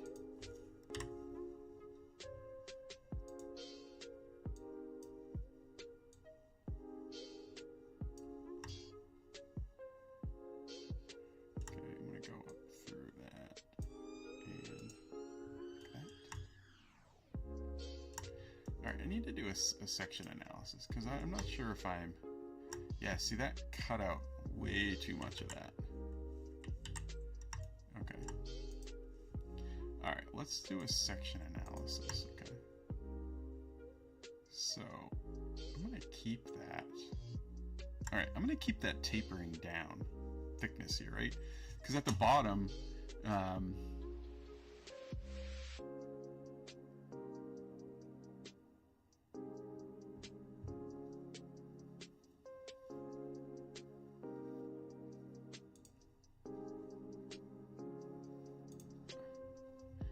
I think, oh, did the mod, okay, so the auto mod probably blocked it if you had like a naughty word in it. Oh, it's just so funny. And I really only have that, like the auto mod on for like if kids, you know, ever, I mean, obviously I doubt any kid is ever going to be in my stream, but I do have them on just for kids, just in case. Oh, so what I'm trying to do now is I'm just trying to get a section analysis of the top down, because what I want to do is I want to grab that part and I want to extrude, because what I was thinking is I'm gonna match, oop, I want to see the distance here to there.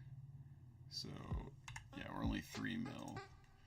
So if I go that, I want to have a nice enough meat here so that when it prints, it's this bottom is nice and sturdy. So I think with that gives enough meat. Disregard this stuff up here, that's a mess. We'll clean that up at some point. But yeah, I think this is coming along okay. So no, that's all right. I am not shy of the pirate language of myself. I try on my streams and other people's streams to kind of keep that to the minimum. Every once in a while it'll slip out, and then voicing it, and then also in typing. Sometimes I'll be like, but I try to limit it just because I don't want to be vulgar when certain people aren't. But trust me, I have no problem with it. So if you happen to slip one in past the auto mod, you won't hurt my feelings. So okay, so let me get back to that. So I want to keep the meat on the bottom of that. How does that? Is that starting to look pretty good? I'm happy with that. So am I doing it? Is there anything in here that you guys? Sometimes I kind of start going, and again, there's probably way easier ways to do this. But this part here is a lot of lofting, right? So you create 2 sketches. So in this case, a top sketch here and a bottom sketch, and then you loft. Now you could loft and then shell that, but I'll usually just loft it and then cut it out, because I want, in this case, I want that to have a tapered meat to it, because when we get down to this area here, I want this to be the meatiest part of it, just so that it's not like top heavy. I want to have some weight in the base of it. The top, I may just like model that, revolve it, and then just shell the whole thing. Because with the top, all I need is a little flange at the top for that little pendant to sit in. So that one I might just shell the whole thing. Or when I'm done here, all of these bodies, all of these can just literally be, like right now, it's all part of one. So, but this part here, I could just cut that part off, create a body, flip it up, shell the whole thing, and then just be done with it. Yeah. Oh yeah, like the pendant part, that, like, yeah, I do. So this whole part here, I do want to be one printable unit, but this pendant part, I want it obviously to be printed in clear filament with green, with the green emblem, and it could just be press fit because it's top down. It could just be press fit. It could be glued, But to have that like thread in would be kind of neat too. And it would just give you another way to like unthread that, pull it off if you needed to access whatever light you put in here. The poly smooth. I haven't tried. Yeah, I haven't tried the best clear I've ever used is, I think it was a clear polycarbonate. When you print that, as long as you print it solid, it's pretty clear. I've printed with some clear PETG too, and I think it was through, was it ColorFab? I think ColorFab they have a clear, it's like an HTPLA or an HTPET that's clear, and if you print it really hot and you print it with 100% infill, just solid, it prints really clear. Not like resin clear, but it's pretty clear. So that would be cool to print this with it. But all right, let's see. So we're pretty good there. So this next one here, we're gonna just, I don't need to loft anymore. I can just create the sketch. I can create, I don't want to do that. I just want to create a sketch here. Alright. So now it looks like we have quite a bit of a lip there. So this is 61 mil, this bottom lip of here. So I think if we do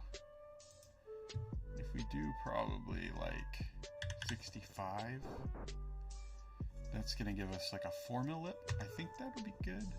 I'm just gonna finish that out real quick. Okay, so if I were to grab, let's just grab this and this real quick. I'm just gonna extrude this down. Obviously, I don't want it to. It's not gonna stay there because it's got to be tapered. But I want to see.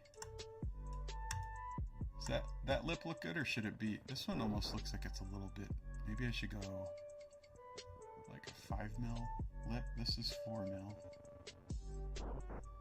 I guess it really probably doesn't even matter. Nobody's even gonna really notice it. It's just, I know some people get like, oh, that's not movie screen accurate type of thing, which again I'm not real worried about, but we're gonna go with that. Okay, and then let's see how tapered down that is. It looks like it tapers a little bit heavier than that one. So let's do. Alright, I'm gonna finish that sketch real quick, just because I want to see. Oh, finish. No. Get rid of that. I want to get rid of that extrude. I want to show that sketch. So what were we here? We were down, so 58 to 61, 55 to 58. Okay, so 3 mil is kind of the taper that,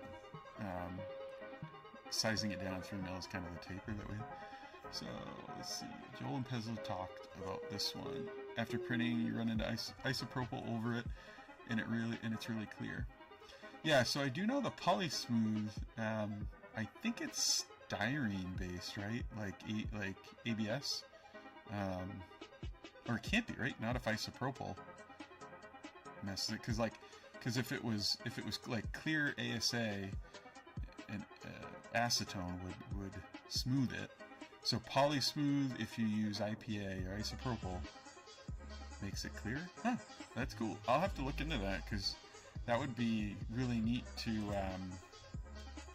That'd be really cool to print this emblem, this top emblem on. So maybe Polymaker would be nice enough to send me a roll of it. Highly doubtful. But. All right. Oh, I wanted that to be 66. Okay. So let's see. If we do 66 and we stick with the 3 mil change taper, if we go to 69, which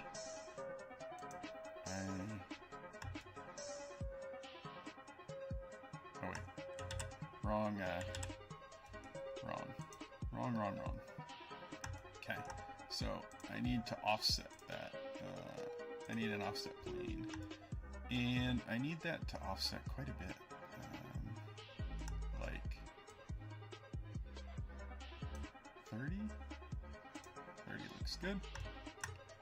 So I need that sketch to be here because that's where we're going to loft. So if I go 69 there, finish. Let's see if I don't know if I can even, yeah. Oh, that's not even remotely enough. Nope. Okay. Let's edit that. So that's gonna have to be like, let's go 75. Oh, that looks better.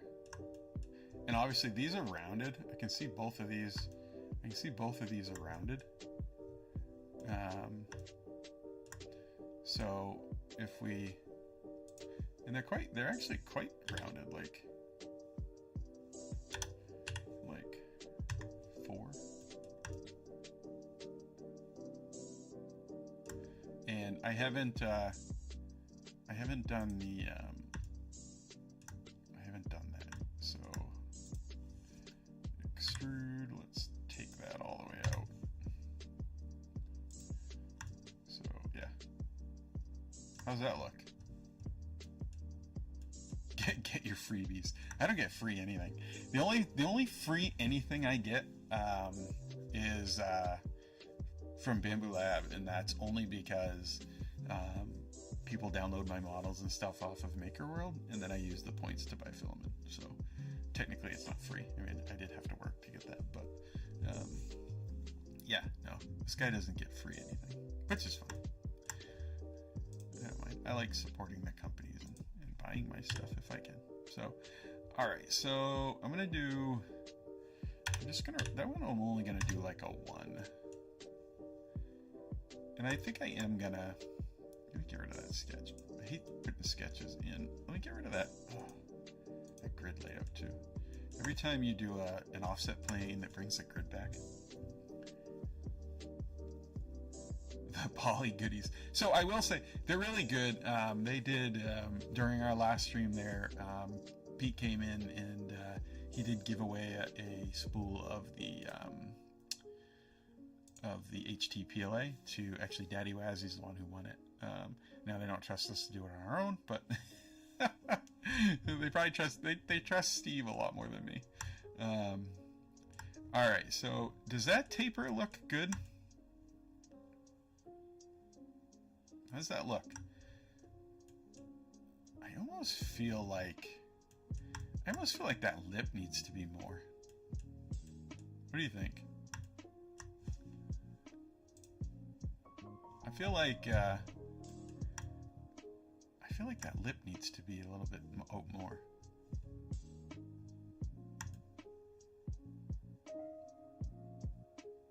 I wish I had a straight, like a straight on image over here.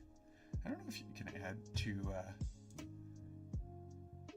don't know if you can add two, I've never actually tried to add 2 canvases. I think you can. You can probably add as many canvases as you want. They end up here, so I'm sure you could probably add a bunch more.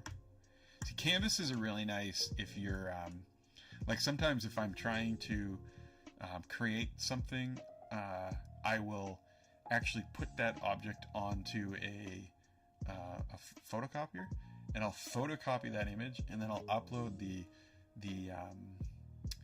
that photocopy in as a canvas, and then you can size that canvas based off the model, right? So like if a part on that photocopier, a part of that photocopy is supposed to be like 100 mil wide, you can in Fusion you can measure that and then scale that canvas to be the exact size, and then you can use the sketch tools to sketch over that canvas, which makes it it makes it easier, one, to get the dimensions right, like the shape of it, and then to make sure that it's like accurate scale wise to the size you need. So, and then also with Fusion being parametric, once you like, even if you model something that's like, if this whole lamp is 100 mil, right? So technically, right now it's only about yay big, but I'll scale that all up to be like actual lamp size for printing. So, so do you think that lip is good enough? You guys think that should be out more? I think I'm happy with it.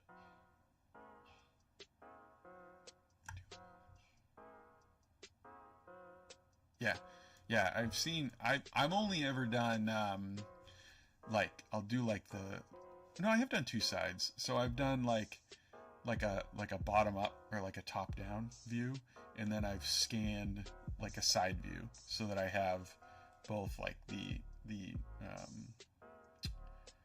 X and the Y of it, so that I can model the side of it and then also like the bottom and the top of it. So I have technically done scanned all four sides, but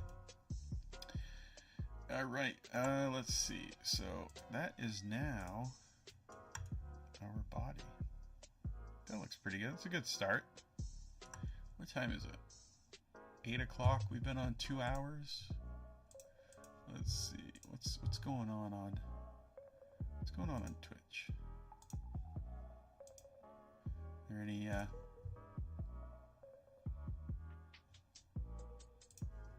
cool streams that you guys would want to? I mean, we can keep going, but I don't want to do it all tonight. But any cool streams you guys want to raid into? We could raid into Pezliz. Let's see, Pezliz, Digital Dragon, the Free Heathen. We're not gonna raid into Maker Deck, but do you guys want to raid into Pezliz? Let's see here. Okay. So I appreciate you guys joining me tonight. It's been great. You guys are awesome. GTR Dad, you stuck with me.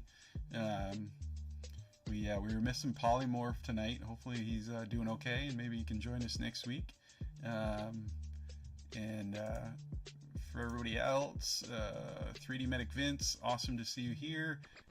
Bearded Printer, you're a great guy. Love your models. Love the beard model. I saw you post on Twitter today. That was awesome. I appreciate you guys. Have a great night, and let's go ahead and raid into Pezliz.